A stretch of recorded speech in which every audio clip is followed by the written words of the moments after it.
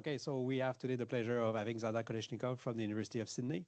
Xanda did his undergrad at Sydney and now is finishing his postdoc with Andrew Doherty. Oh, sorry, PhD, with Andrew Doherty and Arna Grimsmo. Arna, who some of you know because he was here as a postdoc about 10 years ago. Yeah, so today Xanda will tell us about protected qubits. Thank you. Great. Yeah, thanks for the introduction, Alexander. Yeah, so I'll be talking about 3 of my PhD projects that I did at Sydney, which generally fall under this this title of noise-resilient quantum computing. And in particular, I'm going to be talking about GKP codes, which are a type of bosonic error-correcting code, and these protected superconducting qubits. And yeah, I put 3 people down here that have sort of been supervisors and mentors for me over the course of my PhD. So Andrew Doherty on the left is my formal supervisor, and as Alexander said, Anna also supervised me for a bit at the beginning of my PhD, and he's now working at Amazon. And Tom's been sort of a mentor for me in the last half of my PhD. He's now working at Yale. Okay, so this slide here is sort of a motivation for everything I'll talk about in this talk. And what this is here is it's a threshold plot, which is quantifying the performance of a quantum error correcting code as a function of the physical error rate on each of the physical qubits that encodes a logical qubit in this error correcting code. So each of the colors and the lines here represents a different distance for this code, which is a proxy for the number of physical qubits that we need to encode a single logical qubit. Now, the current state of the art sits about here, where Google demonstrated that they were able to suppress the logical error rate by a factor of 2 by increasing the distance of a surface code from 5 to 7. This is called a threshold plot because below a certain physical error rate threshold, we're able to arbitrarily suppress our errors by simply increasing the distance of our code, or increasing the number of physical qubits to encode a single logical qubit. So we're currently sitting here, but we would really like to be over here, much further along to the left on this x-axis, so that for the same increase in the number of physical qubits, the same hardware overhead, we're able to really harness the power of quantum error correction and decrease our logical error rates much more, and reach a sort of algorithmically relevant logical error rates. So the motivation for my work is to bring us from where we currently sit to where we need to be. And the 2 things I've been using are these bosonic codes and these protected superconducting qubits. So this circuit diagram is a nice pictorial representation of the structure of my talk. So that is, there's 3 main components in any quantum computation, and those are state preparation, gates, and measurement. And so in this talk, I'll be talking about these 3 projects, the first 2 of which are some published works, and the last one is some ongoing work. So without further ado, let's get stuck into the first part of this talk, which is about preparing GKP states in a superconducting circuit using periodic driving. So as an outline of this part of the talk, I'll be introducing the GKP code, which is this type of bosonic error correcting code. I'll explain how we can use Floquet engineering to engineer the Hamiltonian for the GKP code in a superconducting circuit, and then explain how to prepare these GKP states using adiabatic state preparation and show some numerical results for this scheme. Okay, so the GKP code is a bosonic error correcting code, which means that it encodes the information into the infinite dimensional Hilbert space of a harmonic oscillator. And so here, X and P are the position and momentum operators for a harmonic oscillator. So the GKP code is what's known as a stabilizer code, meaning it can be defined by 2 stabilizer generators, which I've labeled here by SX and SZ. And what we can see is that these correspond to shifts in the position and momentum of the state. And likewise, its logical operators also correspond to shifts or displacements in the position of momentum by half the amount of the stabilizers. So I think that this code is best understood by looking at its wave functions. And the story is the same in position or momentum. So I'll focus on just the position wave functions here. So the position wave functions for the two code words, the logical 0 and the logical 1, look like this. The 0 code word is supported on only the even multiples of root pi, and the 1 code word is supported on only the odd multiples of root pi. So we can, from these wave functions, we can see how this is an error correcting code and how we correct for errors. So if we look at the zero wave function, the zero state, which we've encoded into this wave function, and now we consider an error which shifts this wave function by a small amount, then since this new wave function is closer to the even multiples of root pi than the odd multiples of root pi, then we can identify this new wave function with being a zero state rather than a one state and recover from this error. So this is a nice schematic, but the states I've shown you here are what we call ideal GKP states, and that's because they have this infinite energy. So their wave functions extend infinitely in their domain, so along the x-axis, and then also each of the amplitudes has an infinite amplitude. So what we work with in practice are these approximate GKP states where we replace each of those Dirac delta functions with a Gaussian function and then overlay this Gaussian envelope. And we can continue to do this by increasing the width of the Gaussian functions and decreasing the width of the envelope. But there comes a point where the wave functions start to overlap. And so this compromises the error correcting capabilities since it becomes more difficult to distinguish the zero state from the one state. And we can quantify this trade-off between error correcting capabilities and ease of physically realizing these states using a parameter called the squeezing. So I'm using a convention where the squeezing is in decibels so that a higher squeezing means better error correcting capabilities. So this state has a squeezing of 4.4 decibels. And we can think of there as being a rough threshold of 10 decibels of squeezing to use these states to reduce the hardware overhead for quantum error correction. Okay, so how do we realize these states in a physical system? Well, one approach is we can try and engineer a Hamiltonian whose ground states are the code space for this code. And the way we do this is we write down the negative sum of the stabilizer generators. And so that way, because the code states are defined to be the +1 eigenstates of these stabilizers, then the ground states of this Hamiltonian, because of the negative sign, will naturally be those code states. So if we do this for the GKP code, then remember they were these exponentials of position and momentum. And so when we add in the Hermitian conjugates, we get this, this Hamiltonian, which is the sum of a cosine in position and a cosine in momentum. So if we're thinking of superconducting qubits, then these position and momentum would correspond to things like the phase and the charge operators. So this will give us these infinite energy GKP states because these are the stabilizer generators for the infinite energy GKP code.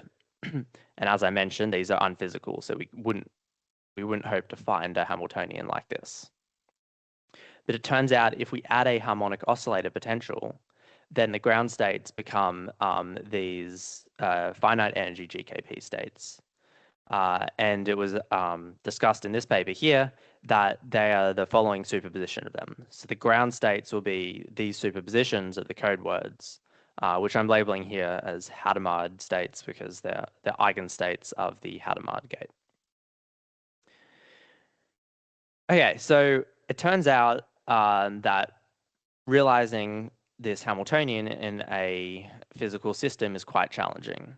So this paper here discusses one particular approach in a superconducting circuit, but it involves this quite complicated exotic circuit element called a gyrator, which is something that's yet to be realized in the sort of parameter regime required for this Hamiltonian. On the other hand, we know that it's quite straightforward in a superconducting circuit to obtain a single cosine potential in the presence of a harmonic oscillator, as this corresponds to Fluxonium qubit. So this is a circuit that's been realized in many labs, and has, it consists of these three elements in parallel. So really the challenge is getting this simultaneous periodicity in both position and momentum, whereas we know that having periodicity just in one conjugate variable is easily implementable in a superconducting circuit. So the idea of our project was, can we substitute this requirement for both of these cosine potentials, which gives us the GKP Hamiltonian? Can we substitute that with a single cosine potential, but make it time dependent? And this can also be easily achieved in this circuit using external magnetic fluxes. So the essential property of this time-dependent function that we utilize is time periodicity. And so this makes the whole system time periodic with the same period.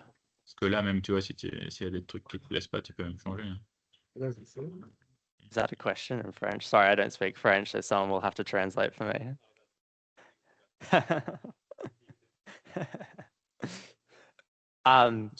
Okay. So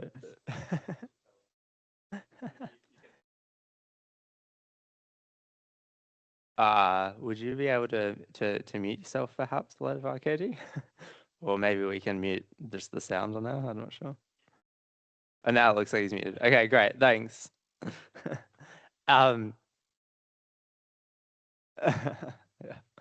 Okay, so so as I was saying, this time-dependent function, it's time periodic, and that's the key property that we'll exploit. So the relevant formalism for looking at time periodic systems is known as Floquet theory, which some people in this room are experts in.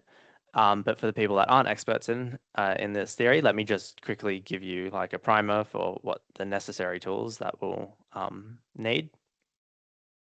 So essentially what we do in Floquet theory is, rather than looking at a static Hamiltonian, because we have a time-dependent Hamiltonian, we look at instead the what's known as the Floquet operator, which is simply the time evolution operator, which tells us how a state evolves after evolving for a single period under the time-dependent system. And then instead of looking at the eigenstates and the energies of this static Hamiltonian, we look at what are known as the quasi-energies and the Floquet states of this Floquet operator, this one-period time evolution operator. So since the Floquet operator is a unitary operator, then its eigenvalues have unit modulus. And so what these Floquet states are is they're states which, up to an overall phase, remain unchanged when evolving under a single period under the time-dependent system. Okay, so with that theory under our belt, here I'm showing you the time-dependent function that we can use in this Hamiltonian to realize the GKP state periodically. So it's very simple. It consists of 4 Dirac delta functions spaced over a single driving period. And so it turns out that when we fix the period of this driving to be the same as the period that's determined by the energy for the harmonic oscillator potential, then the Floquet operator becomes this, where the Hamiltonian in the exponential is the static GKP Hamiltonian. So one can show this analytically exactly. And what this means is that evolving for a single period under this time-dependent system with this driving function is equivalent to evolving for the same amount of time under the static GKP Hamiltonian. And so this means that the Floquet states of the time-dependent system will be the same as the eigenstates for the GKP Hamiltonian, which are these ideal GKP states. So as I mentioned before, these states are unphysical, And the reason for this is because our driving function is also unphysical, right? We're trying to apply these Dirac delta functions, which have 0 width but an infinite amplitude.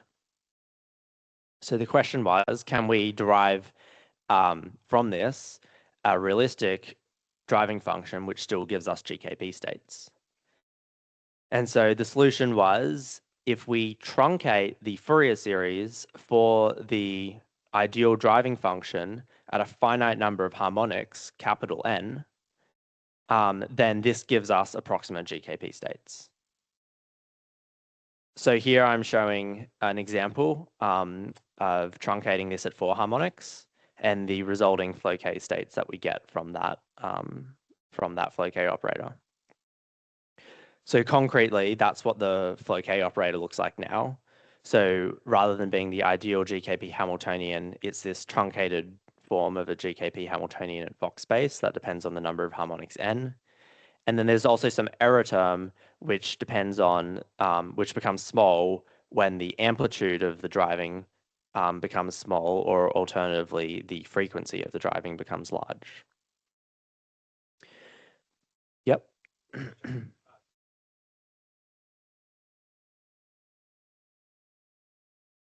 Yep.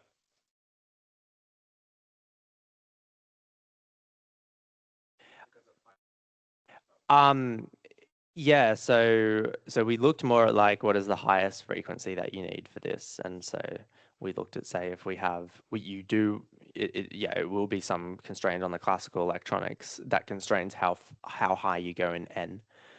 And so this n equals 4 example is one that we focused on, thinking this is maybe if you would want to push your oscillator to a lower frequency, say 1 gigahertz, and then these oscillations correspond to 16 gigahertz. So we saw that as maybe an upper limit of what you might want to do with the classical electronics. And then, yes, you might have like distortions on top of these. We looked at things like flux noise and how robust it is to that. And it seemed, yeah, relatively robust to that.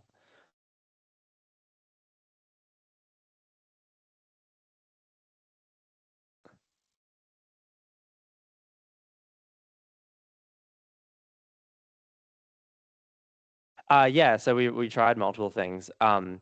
There's another analytical scheme where you can where you can show that you recover actually exactly that approximate GKP Hamiltonian if you replace these Dirac delta functions with a square pulse with a finite width, and then you could then on top of that replace those square ones with a Gaussian function. We found that this worked better. In that, you know, in the square pulse case, you're trying to approximate something that has a very sharp edge, and so then the Gaussian became a bad approximation to that.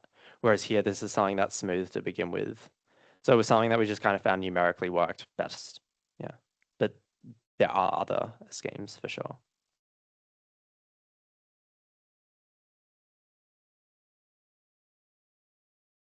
No, so I'll get into that later. Yeah. That I'll explain in detail that. Yes, as I mentioned to Alexander, there's sort of this trade-off between the number of harmonics and how high quality these states are, the Floquet states are. So here I'm plotting the squeezing, which is that metric. I said higher squeezing means better GKP states. I'm plotting that as a function of the number of harmonics that we truncate at.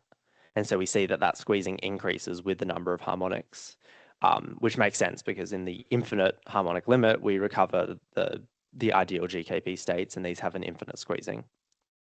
But then, yeah, we focused on this sort of 4 harmonic example because, you know, it's a relatively modest number of harmonics, and we're obtaining Floquet states which have a squeezing higher than that 10 decibel threshold. Yeah, so then getting to your question, which is how do we prepare these states? So all we know now is that we can engineer a Hamiltonian whose Floquet states are these GKP states. But then how do we prepare these? So the basic idea is that we're going to use adiabatic state preparation. And what we use is the fact that when we detune the frequency of that driving away from the harmonic oscillator frequency, then the Floquet operator becomes diagonal in the Fock basis, meaning that its Floquet states are just the harmonic oscillator eigenstates.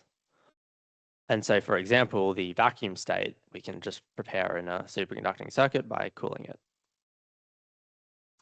And so then what we want to do is adiabatically, so we know that when the frequency is fixed to be the harmonic oscillator frequency, then we have the Floquet states. So if we adiabatically tune that frequency from being off resonance into resonance, then this gives us a way to prepare the Floquet states from the eigenstates of a harmonic oscillator.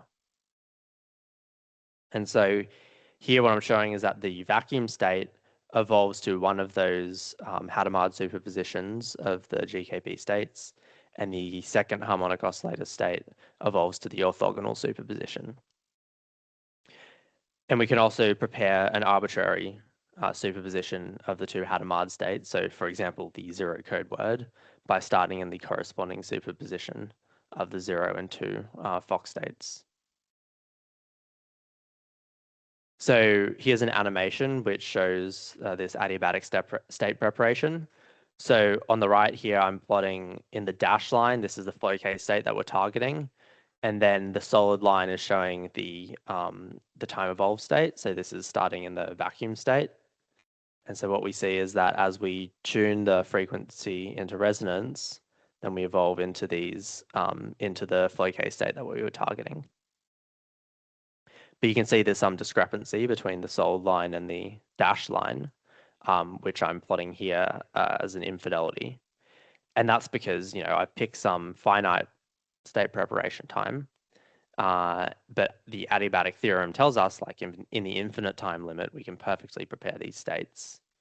And so that's what I'm plotting here. So indeed, like if we move to longer preparation times, then we can get those, prepare that state better. But then in the presence of decoherence, such as photon loss, we don't want to be spending forever preparing this state. And so we see that there's some optimal state preparation time, which balances out the infidelities that we get due to diabatic errors at shorter times with photon loss errors at longer times. And for realistic sort of photon loss rates, this optimal preparation time is within a couple thousand harmonic oscillator periods. Okay, so that's all for this part of the talk. There's a paper on this if you're interested, or I'm also happy to chat after. So yeah, check that out if you're interested in it. There's some other things here that I'm flashing up. So this is like our flux noise modeling. We look at like the quasi-energy spectra, and this is like how we analyze the GKP state, decode it using some subsystem decomposition. Yeah, it's a good time for questions. Yeah, go for it.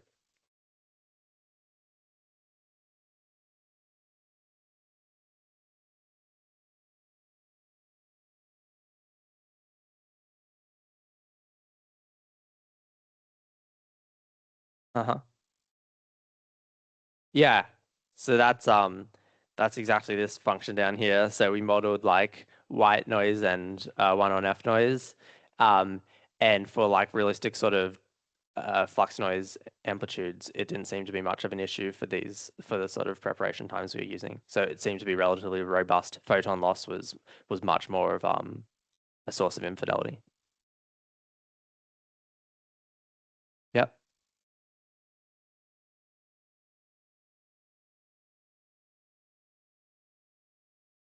Yeah, absolutely. Yep, that's right. So it's kind of a nice like coincidence that the vacuum state goes to a magic state, and likewise with the second harmonic oscillator state. So that's like the blue here is going to the blue here, orange here is going to the orange here. But then if we start in a superposition of this orange and blue, this 0 and 2, so that's like, for example, here's a superposition of 0 and 2, then that goes to the corresponding superposition for the GKP states. So here this is preparing the logical 0 code word. If we just start in the, like essentially inverting the superposition for the Hadamard gate. Yeah. You mean something that's not a superposition of 0 and 2?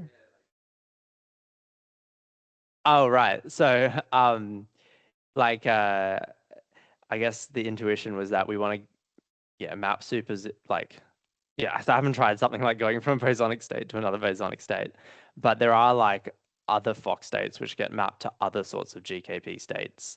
But sometimes these are like not so useful in that they could be like a mixed GKP state, if that makes sense. Like its logical density matrix is not a pure state. Any other questions on this part of the talk? Because then I'll move on. Cool. Yeah, so the next part of the talk will be looking at the gates part of this circuit diagram. And so here we're exploring doing a protected gate on a protected superconducting qubit, namely the 0 pi qubit. So yeah, I'll explain what these protected qubits are, explain how to do a protected gate with an ideal protected qubit, and then introduce the 0 pi qubit, which is a type of protected superconducting qubit, and explain our proposal for doing a gate with this qubit, and then show some numerical results. Okay, so over here on the left is the transpond qubit, which is what was used in the Google's experiment. And it consists of a capacitor in parallel with a Josephson junction. And so in this Hamiltonian here, n denotes the number of Cooper pairs that have tunneled across this Josephson element, and theta is the phase difference across this circuit. And so down here, I'm plotting the wave functions for the two qubit states as a function of the theta variable. And what we see is that they're both localized in the minimum of this cosine potential. And this means that they have this overlapping wave function support is what limits the T1 time of this qubit, because there's some non-negligible probability to transition from one state to the other whilst this qubit is idling. And so, yeah, this is due to the fact that they have this overlapping wave function support. And so the theorist's idea of a protected superconducting qubit is if we could double the frequency of that cosine potential, then we have two minima to work with. And so we could place two qubit states into disjoint cosine wells. And so now the probability to transition from one qubit state to the other when the qubit is idling is exponentially suppressed in the height of this tunnel barrier.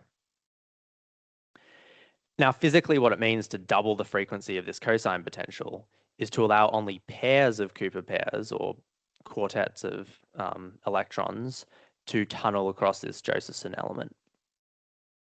And there are many proposals for how to implement this behavior experimentally, where the 0 pi qubit is one of these implementations that I'll discuss shortly. So a fundamental challenge with working with these protected superconducting qubits is that they're not just protected from the environment, but they're also protected from the user, because the matrix elements between the two qubit states is so small by design. And so this means that we can't just carry over the techniques that we have for doing gates on unprotected qubits to the protected qubit setting. Now, in 2013, Brooks, Kataev, and Preskill introduced this way of doing a protected gate with a protected superconducting qubit by coupling it to an external LC oscillator via this tunable Josephson element. So for the theorists in this crowd, you can just think of this tunable Josephson element as being a Josephson junction where we can change its amplitude, the Josephson energy, and as experimentalists, you can think of this as a squid loop. So the way this gate works is when we turn on the coupling between the qubit and the oscillator, then we actually prepare GKP states in this resonator mode, this bosonic mode. And then they evolve under this inductive potential in such a way that they acquire a relative phase of pi on 2. And then when we turn this coupling off, this relative phase is inherited by the states in the qubit, such that overall we enact a phase of pi on 2 on the qubit, or an S gate. And the reason this gate is protected is because errors that occur during the gate are soaked up by this resonator mode. And so by cooling this resonator in between performing gates, we're able to extract entropy from the circuit analogous to active error correction. Okay, so that was a lot of words. So let me instead show you a simulation of this gate. On the left, I've got a two-dimensional wave function where the blue corresponds to when we're in the 0 state, the orange corresponds to when we're in the 1 state.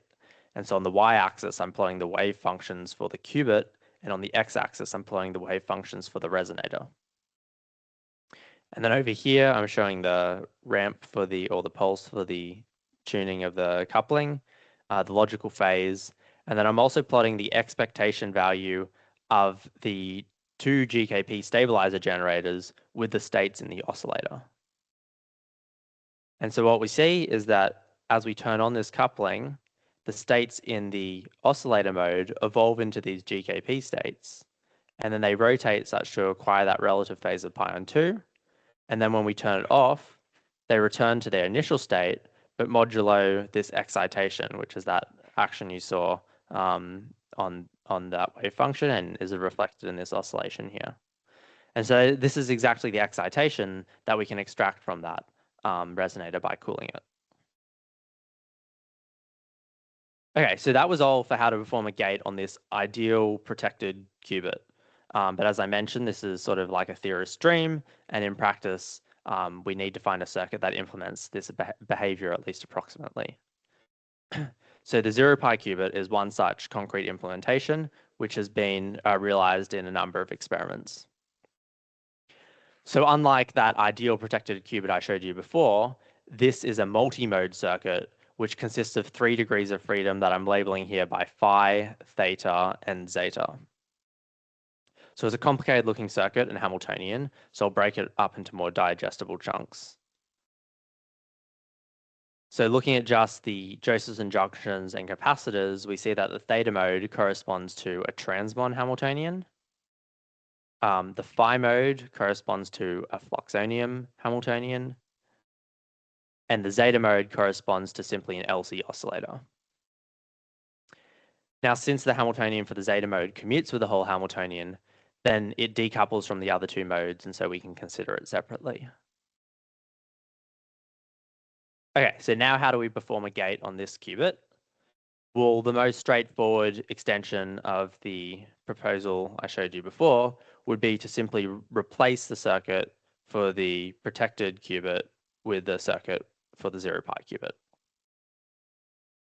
But it turns out that actually when we do that, the internal zeta mode, which is a non-computational mode, becomes involved in the coupling between the qubit and the oscillator. So this is an issue for the gate for the following reason. So if we take in the best case scenario that the zeta mode is in its ground state in a vacuum state because it's not involved in the computational modes, then the interaction strength becomes exponentially suppressed in the impedance of this mode. So the impedance is just a circuit quantity that depends on the inductance and the capacitance in this circuit. Now, it turns out that this is an issue because the protection of the qubit increases with the impedance of the mode. And so as we improve the protection of the qubit, we're going to be exponentially suppressing the interaction strength. And this is an issue because we require a large interaction strength to prepare high quality GKP states in the oscillator mode. So to get around this, what we propose to do is actually use the internal zeta mode in place of the external oscillator, since it itself corresponds to a linear mode. And this can be achieved by simply removing the LC oscillator from the circuit and just shunting the entire device with the tunable Josephson junction.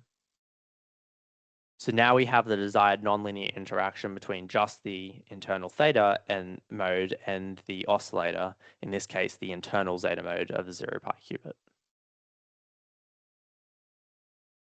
So here are some numerical results for this scheme using either the external oscillator or the internal zeta mode.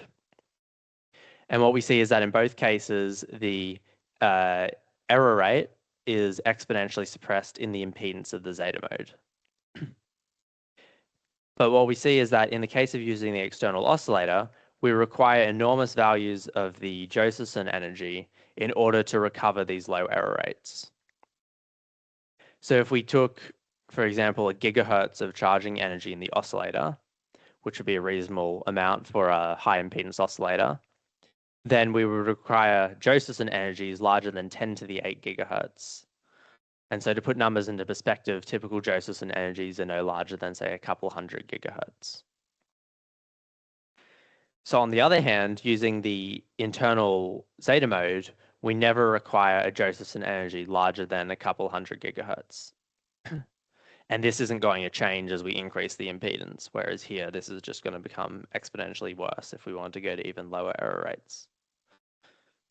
So in conclusion, using the internal zeta mode is a compatible way of performing a protected gate with the 0-pi qubit.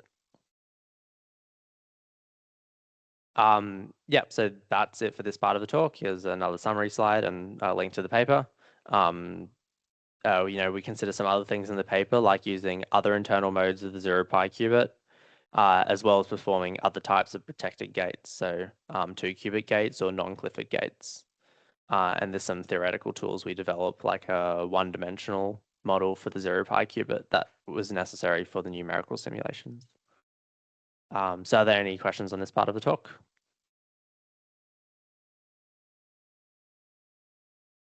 Yep. Yeah. So there are some proposals in actually one of your former students, Augustine's paper, for how to cool this mode.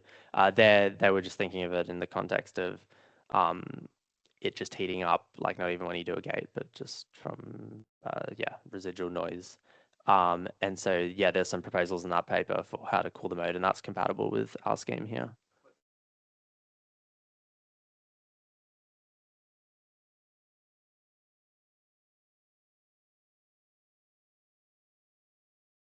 Does the gate heat up the zeta mode? So the cooling is supposed to remove whatever heating there is. Yes, exactly.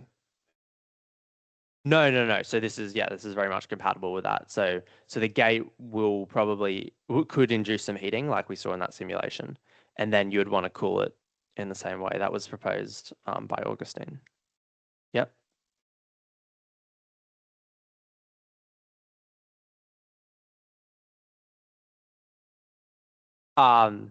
Yeah, so you're getting to the next part of my talk, which is how to measure this qubit. And indeed, we use the zeta mode. So I think the answer to your question is yes.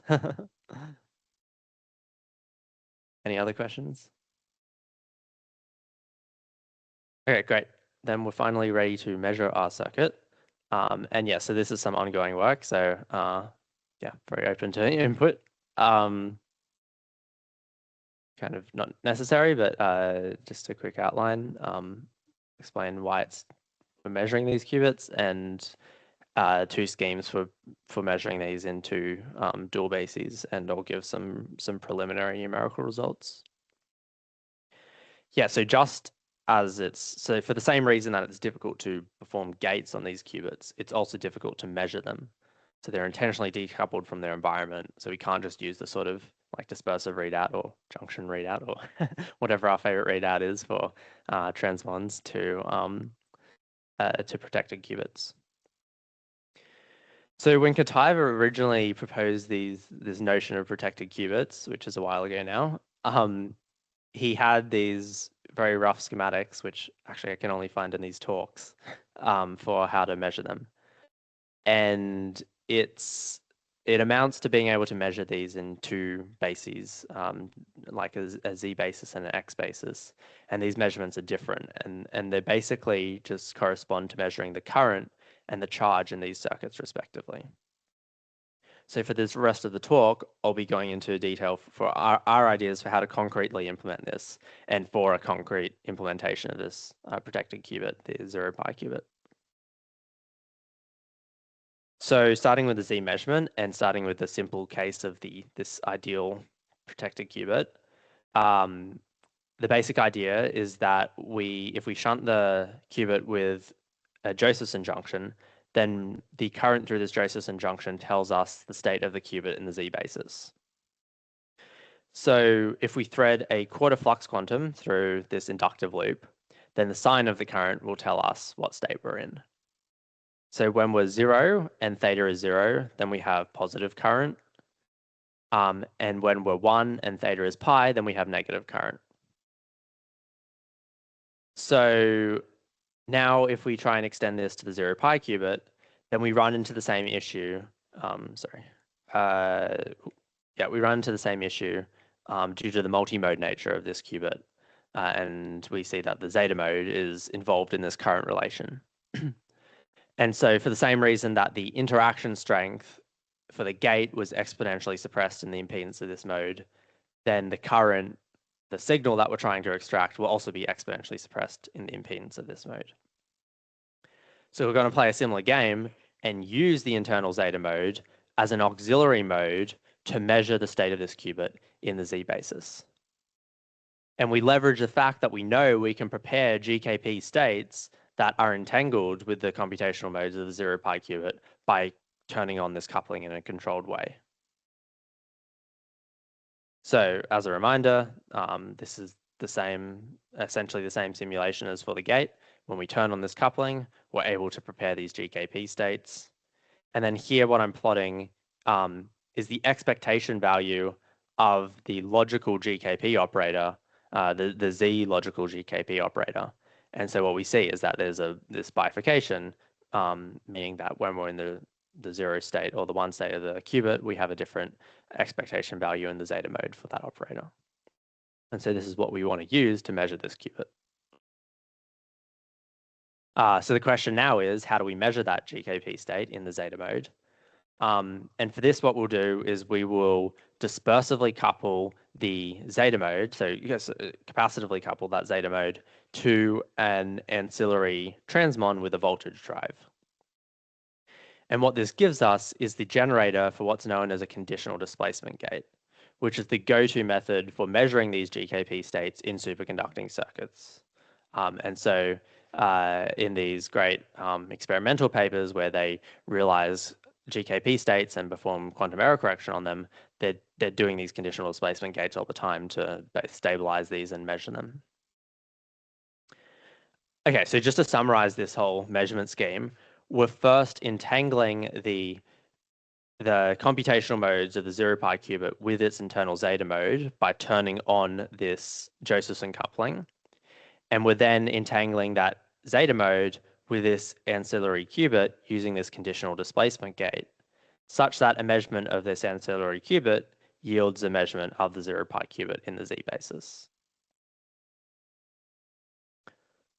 So here are some numerical results that quantify the performance of this scheme as a function of the maximum interaction strength that we turn on to in the Josephson coupling.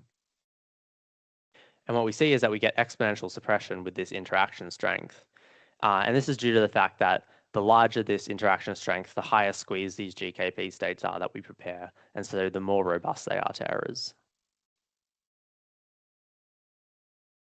Okay, so now let me move on to measuring in the X basis. And so observe that a bit flip is enacted on this ideal protected qubit by shifting the theta wave function by pi. So that means that the X logical operator is this parity operator for the charge. And so we just want to know the charge or the voltage across this circuit. And from that, we can infer this value. But again, things are complicated by the multi-mode nature of the 0 pi qubit, where here we observe that a shift by pi in theta does not lead to a logical bit flip. And this is due to the fact that this cosine potential has different minima in phi depending on the value of theta. So this leads to the plus or minus states having not plus or minus 1 expectation value with the this parity operator. But as I said, this is due to this cosine potential. So if we were to switch that off, then we get states which are charged eigenstates in the theta mode, which will have expectation value of plus or minus 1 with this parity operator. So the idea is if we can adiabatically turn that Josephson coupling, the internal Josephson energies off in the 0 pi qubit, then we can transfer these eigenstates, the 0 pi plus or minus eigenstates, to the charge eigenstates, which then facilitate a measurement in the X basis. So just to quickly show you some animations for that occurring, this is starting with a plus state, and then as we turn off that coupling, this evolves to an n=0 charge state in the theta mode and retains the Gaussian envelope in the phi mode. And then starting with a minus state, which looks the same because I'm plotting the absolute value squared. But when we turn that off, we evolve into this n=1 charge state, which has opposite value of this parity operator.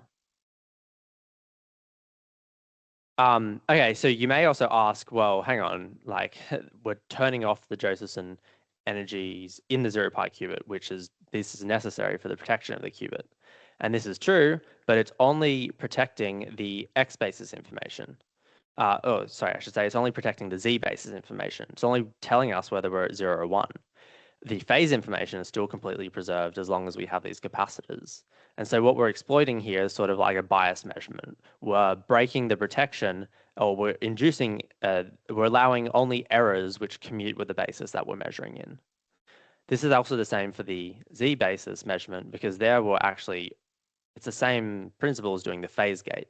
So we're doing a phase gate, but this only gives us Z basis measurement errors, and this commutes with the basis we're measuring in. Okay, so we now need to measure the charge on this theta mode. So we've prepared these charge eigenstates. How do we measure that charge? So for this, what we'll do is, again, this capacitively couple to an ancillary qubit. This time, we're capacitively coupling the theta mode. And so what we're essentially doing here is we want to measure some offset charge for this ancillary qubit. So the charge on the theta mode will look like an offset charge for this ancillary qubit, which suggests that we don't want to be far into the trans-1 regime for this ancillary qubit, because there we're exponentially suppressed with respect to DC offset charge. So perhaps something closer to a Cooper pair box, for example. And so here are some numerical results. So I'm quantifying again the measurement error, this time as a function of the total turn-off time in this pulse. And because this is an adiabatic process, the longer this turn-off time, the more adiabatic we are, the less errors there are. But what's nice about this result is that beyond some critical turn-off time, we're observing an exponential suppression of this measurement error, which is like reminiscent of like a Landau-Zener behavior. So this is just a quick summary slide for this part of the talk. Got one more slide, but yeah, for this part of the talk, do you have questions?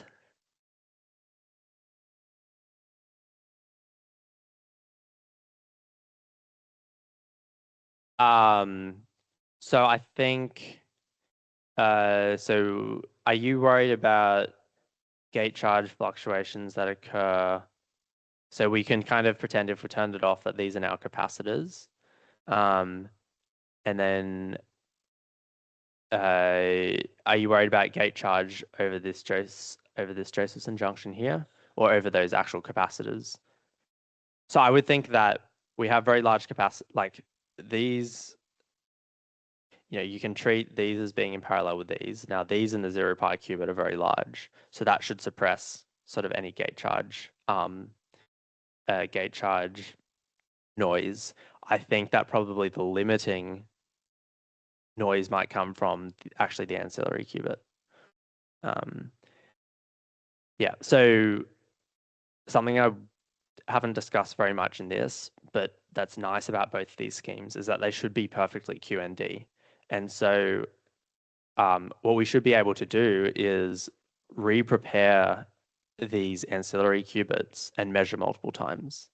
And that's also like why we can get away with using, like, both of these ancillary qubits are unprotected qubits. And so they're going to have noise, but we should be able to get around this by repeating the measurement. Yeah.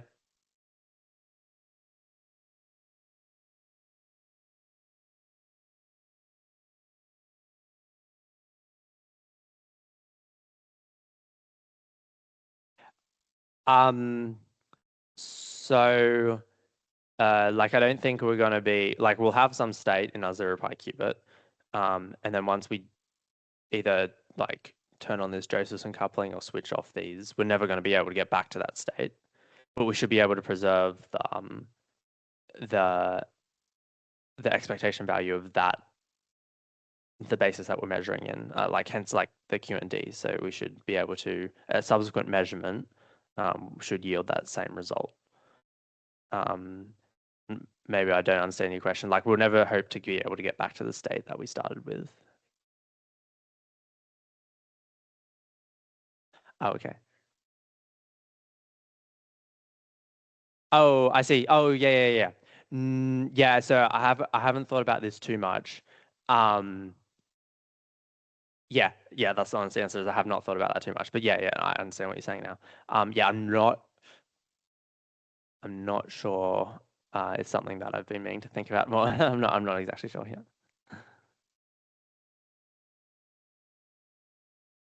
Okay, if there aren't any more questions, then I'll just flash up this slide. So this is just some summary slide for the whole talk. So these are the 3 projects I talked about. And then I'm just putting down some other projects that I've been involved in my PhD in case anyone's interested in these, which I'm also happy to talk about offline. So there's a trapped ion group at our university that has a very nice trapped ion system.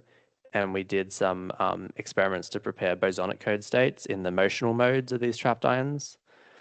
And then we also did an experiment where we did a 2-qubit gate between 2 GKP states, which are encoded into 2 different motional modes of the same trapped ion. And currently I'm involved in some project, which is a collaboration with IBM, where we're doing quantum error correction experiments on their larger devices. And here I've been using like the IQ data from their resonators for soft decoding to improve logical error rates for these error correction experiments. Yeah, so also happy to chat about these if someone is interested in. But yeah, that's all I have for you. So open to any more questions.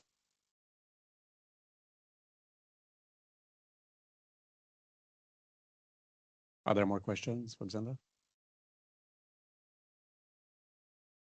I can start with one. So you showed coupling to the theta, the phi mode through some capacitance network.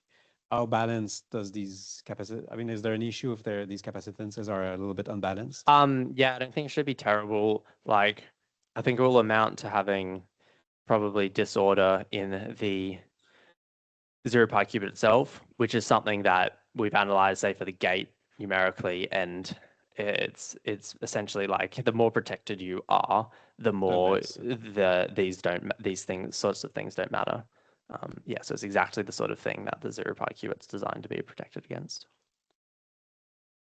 Any more questions? But there were already a bunch, so that's fine. Yep. So okay, well, let's thank Xanda again.